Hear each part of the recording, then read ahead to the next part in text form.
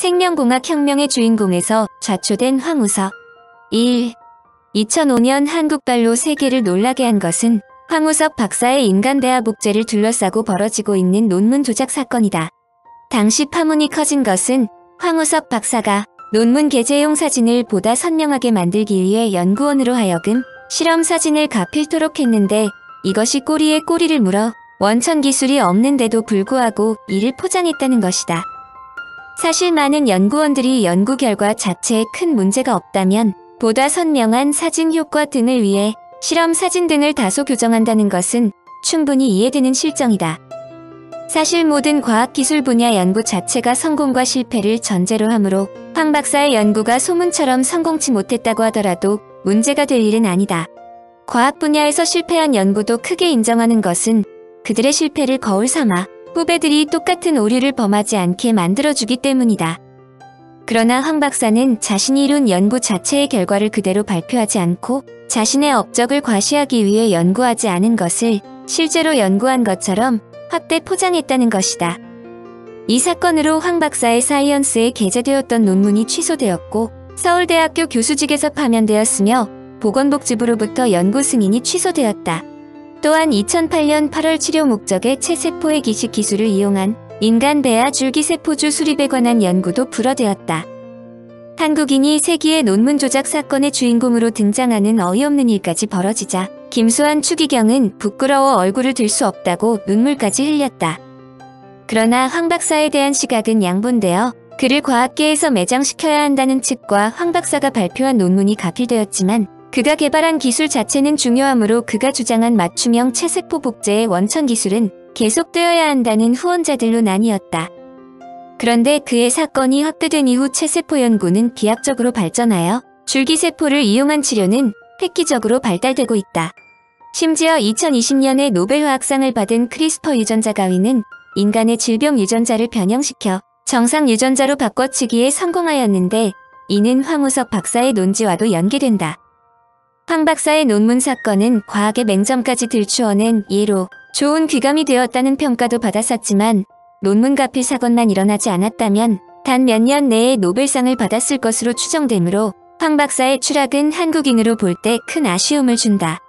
황 박사가 노벨상을 받았다면 한국인이 그렇게도 바라는 과학 분야의 노벨상 수상자가 될 수 있기 때문이다. 이는 내용은 어떻든 결국 노벨상을 놓침으로써 비운의 과학자 대열에 포함된 것은 사실이기 때문이다. 환자 맞춤형 줄기세포. 복제란 개념은 매우 오래전부터 우리들에게 친숙한 단어이다. 중국의 4대 고전소설은 삼국지, 수호지, 금병매 그리고 서유기이다. 서유기는 삼장법사가 불경을 가지러 천축국을 여행하면서 그를 수행하는 손오공, 사오정, 저팔계와 함께 겪는 모험담이다. 삼장법사는 실존 인물이고 인도에 가서 불경을 가지고 온 것도 역사적인 사실이다. 그가 인도에 갔다 와서 쓴 책이 바로 대당서역기인데 책에 나온 내용을 토대로 중국인들이 상상하던 모든 것을 혼합하여 오승이 이야기로 써낸 것이 바로 서유기이다. 서유기에서 가장 흥미를 끄는 장면은 손오공이 분리할 때마다 자기의 머리털을 뽑아 입으로 불면 수없이 많은 손오공이 나타나 악당들을 멋지게 물리치는 부분이다. 손오공이 뽑은 머리털에는 생물체의 기본 구성단이라 하는 세포가 붙어있고 이 세포에는 손오공을 구성하는 데 필요한 유전자가 있으므로 손오공 복제 아이디어가 불가능한 것만은 아니다.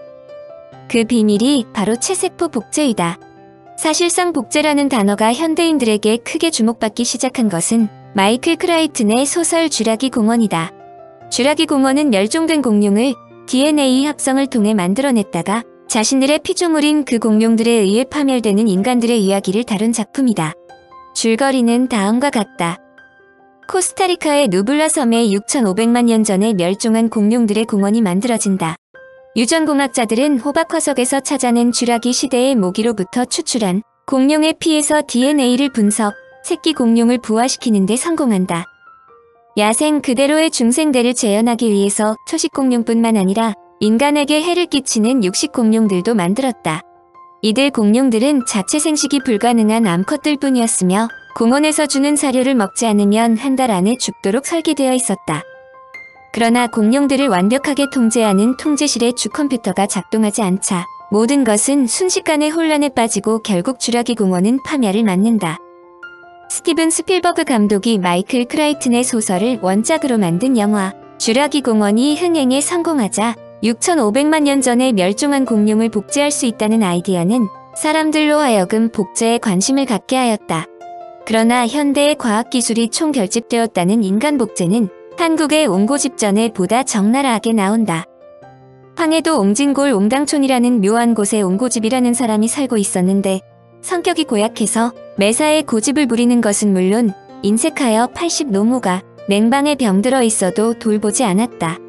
학대사가 어린 중과 옹고집의 집에 시주를 구하러 왔다가 매를 맞는 등 수모를 당하자 원출봉 비치함의 도사는 옹고집을 징벌하기로 한다. 그가 허수아비를 만들어 부적을 붙이니 옹고집이 하나 더 생겼다. 가짜 옹고집이 진짜 옹고집의 집에 가서 둘이 서로 진짜라고 다툰다.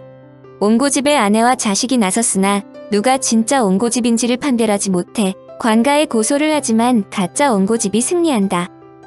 진짜 옹고집은 곤장을 맞고 쫓겨나 거지가 되며 가짜 옹고집은 집으로 들어가 아내와 자식을 거느리고 살며 아내는 아들을 몇 명이나 낳기까지 한다. 거지가 된 옹고집은 온갖 고생을 하면서 드디어 지난날의 잘못을 뉘우친 후 산속으로 들어가 자살을 하려고 한다. 이때 도사가 나타나 부적을 주어 집으로 돌아가라고 한다. 집에 돌아가서 그 부적을 던지니 그동안 집을 차지하고 있던 가짜 옹고집은 허수아비로 변하고 아내가 가짜 옹고집과 관계해서 낳은 자식들도 모두 허수아비였다. 그 후 옹고집은 새 사람이 되어 착한 일을 하는데 여기서 옹고집이 두 사람이 있다고 설정한 것 자체는 복제인간이라는 개념을 사용하고 있다는 뜻이다. 여기에서 중요하게 생각해야 하는 것은 아내가 가짜 옹고집과 아이도 낳았다는 것이다. 이는 허수아비로 만든 옹고집이 아이를 낳을 수 있을 정도로 완벽한 유전자를 갖고 있었다는 것을 의미한다.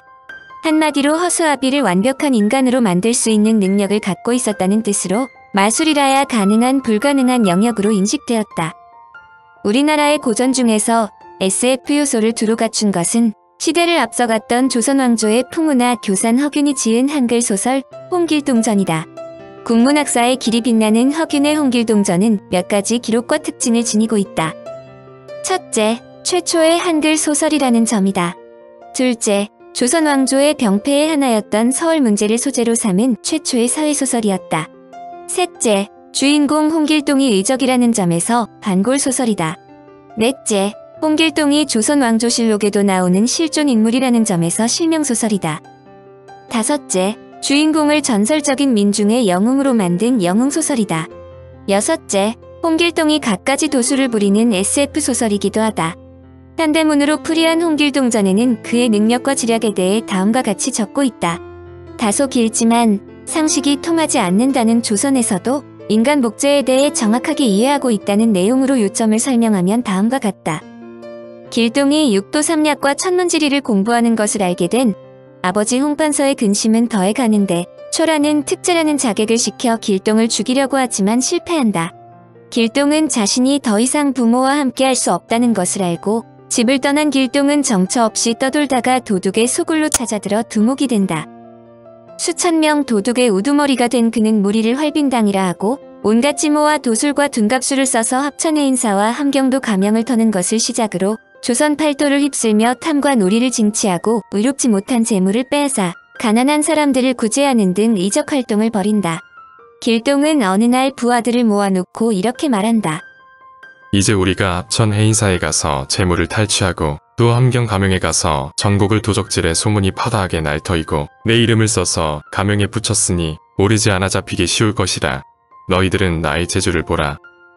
홍길동이 지프로 된 인형 7개를 만들어 주문을 외고 혼백을 붙이니 7명의 길동이 일시에 팔을 휘둘러 기운을 자랑하며 크게 소리를 지르고 한 곳에 모여 어지럽게 장난치니 어느 것이 진짜 길동인지 알 수가 없었다. 팔도에 하나씩 흩어지되 각각 수백 명의 부하를 거느리고 다니니 그 중에서도 진짜 길동이 어디 있는지 알 수가 없었다. 결국 홍길동의 정체는 전임 판서 홍아무개의 서자여 병조좌랑 홍인영의 배달은 아우라는 사실이 밝혀져 그들은 의금부에 갇히게 된다. 홍인영은 임금에게 길동을 잡겠다는 약조를 하고 경상감사가 되어 곳곳에 방을 붙인 결과 마침내 길동이 자수한다. 그런데 놀랍게도 각도에서 잡혀 올라온 홍길동이 8명이나 되는 것이었다. 결국 홍 판서의 하소연에 진짜 길동이 왕에게 다음과 같이 말한다. 자신이 천한 노비의 몸에서 났으므로 아비를 아비라 부르지 못하고 형을 형이라 부르지 못하니 평생의 한이 되었기에 집을 버리고 도적의 무리에 참여했으나 백성은 조금도 해치지 않고 각 고을의 수령이 백성의 고열을 짜내어 빼돌린 재물만을 갈취했지만 10년 후 조선 땅을 떠나겠다고 말한다. 그러자 8길동이 동시에 넘어지는데 모두 지프로 만든 인형이었다. 결론은 홍길동이 조선을 떠나 중국 남경을 거쳐 남해 율도국으로 들어가 5만 군사로 그곳을 점령하고 왕위에 올랐고 30년간 나라를 다스리다가 호련히 병을 얻어 70세에 세상을 떠났다는 것이다. 다소 놀라운 일이지만 율도국을 현재 일본의 오키나와로 인식하는데 오키나와에는 홍길동의 많은 유적들이 남아있다. 이들 작품들이야말로 스티븐 스필버그의 쥐라기 공원보다 수백 년이나 시대를 앞선 선조들의 상상력과 과학적인 산물임을 이제야 이해할 수 있을 것이다. 복제는 예술가들의 보고. 복제에 대한 이론은 일반인들에게 다소 난해한 데다가 이해하기 어려운 부분이 많이 있다. 그것은 DNA, RNA를 비롯하여 복제에 관련되는 거의 모든 유전자 이론들이 노벨상을 수상하여 무려 40여 명이나 된다. 그러므로 일반인들이 이해하기 쉽도록 복제에 대한 SF 영화를 예를 들어 설명한다. 영화 6번째 날은 기억이 이식된 복제인간의 이야기이다. 유능한 비행기 조종사이자 중소기업의 사장인 아담 깁스는 어느 날 집에 들어갔더니 자신과 똑같은 모습의 남자가 가족들과 생일 파티를 하고 있는 것을 보고 놀란다. 게다가 정체 모를 암살자에게 납치당하기까지 하는데 범인은 복제 후 영생을 꿈꾸며 세상을 지배하려는 악당 드라커이다. 영화는 결국 선악싸움으로 귀결되지만 복제인간을 만드는 방법은 인공자궁에서 인체를 만들어내고 기억을 복제하여 이식시키는 신코딩 기법을 사용한다. 인간의 기억도 이식이 가능하다는 메시지를 보여주지만 영화의 내용은 복제인간에 대해 매우 부정적이다. 6번째 날에서의 육은 성경에서 신이 인간을 창조한 날을 상징적으로 표현한 숫자이다. 복제인간을 심층적으로 다룬 SF물로는 데니 캐논 감독의 저지 드레드가 특히 주목을 받았다. 이 영화는 자신과 똑같은 복제인간을 대량 생산해서 미래사회를 지배하려는 복제인간의 이야기로 한때 뉴욕이라 불리던 메가시티 1이 공간적 배경이다. 주인공인 드레드와 리코는 법전을 신봉하고 원칙을 준수하는 판관을 만들기 위해 수석판관 파고의 DNA로 만들어진 복제인간이다. 그러나 우수한 유전자들로만 이루어진 드레드는 정의를 수호하는 판관이 되었지만 유전자 조작 과정에서 돌연변이가 일어난 리코는 사악한 판관이 된다. 영화는 정의를 사랑하는 드레드와 리코의 대결 구도로 이야기가 진행된다. 인간 복제는 비인간적인 미래사회와 비극적인 결말을 초래한다는 암시에 많은 장면을 할애했다. 앤드류 니콜 감독의 가타카는 유전자만으로 인간을 판단하는 미래의 인간 사회를 진단했다. 영화의 주인공 빈센트 프리맨은 섹스를 통해 잉태된 신의 아이이다. 그런데 그가 태어날 때 알려진 유전 정보에 의하면 빈센트는 신경계 질병과 조울증의 가능성은 각각 42%, 집중력 장애는 89%, 심장질환은 99%로 예상 수명은 30.2세에 불과하다. 모든 사람들이 태어날 때 이미 언제, 어떻게 죽는지에 대해서도 알 수 있으므로 그는 보험회사로부터도 차별을 당한다. 이러한 내용을 잘 알고 있는 부모는 둘째 아이 안톤을 사전에 기획하여 태어나게 한다. 그에게는 조기 탈모, 근시, 알코올 중독, 약물 중독, 폭력 성향, 비만 등이 일어나지 않는다. 당연히 신의 아이인 빈센트보다 안톤은 새로운 상류 계급으로 떠오르며 가타카라는 회사의 청소부가 된다. 가타카는 유전적으로 우수한 엘리트들만이 들어갈 수 있는 우주비행 전문 회사로 DNA를 구성하는 4가지 염기인 A, G, C, T의 4글자를 합성해서 지은 이름이다. 그런데 영화는 이런 상황에서도 여러 면에서 열등한 빈센트가 자신의 미래에 적합하다고 여겨지는 청소부보다 더 우수한 사람에게 적합한 우주비행사를 꿈꾸는 데서 사건이 일어나는 것으로 설정된다. 빈센트는 무슨 일이 있더라도 자신의 꿈을 실현시키려고 한다. 우주에 대한 공부는 물론 꾸준히 체력을 단련시킨다. 또한 신분 상승을 꾀하는 신의 아이들에게 뒷거래를 알선하는 브로커에게 접근하여 한때 뛰어난 운동선수였지만 사고로 휠체어 생활을 하는 제롬 대역을 한다. 빈센트는 우주비행사의 꿈을 실현하기 위해 피 한 방울, 피부 한 조각, 타액, 오줌으로 인간의 신분을 읽어내는 사회를 속여야 한다. 머리카락 하나만으로 예상 수명까지 산출하는 사회에서 우등 유전자 코드를 가진 인간이 열성 인간을 지배하는 생물학적 계급 사회가 펼쳐질지 모른다고 이 영화는 경고한다. 그러면서도 사회적 기준으로 볼 때 열등한 인간인 빈센트가 우월한 인간에게 적합한 우주 비행의 꿈을 가질 수 있고 또 그 꿈을 이룰 수 있다는 것으로 보아 인간의 본질은 유전적 조건에 의해서만 규정될 수는 없다는 철학적 의미를 담고 있다.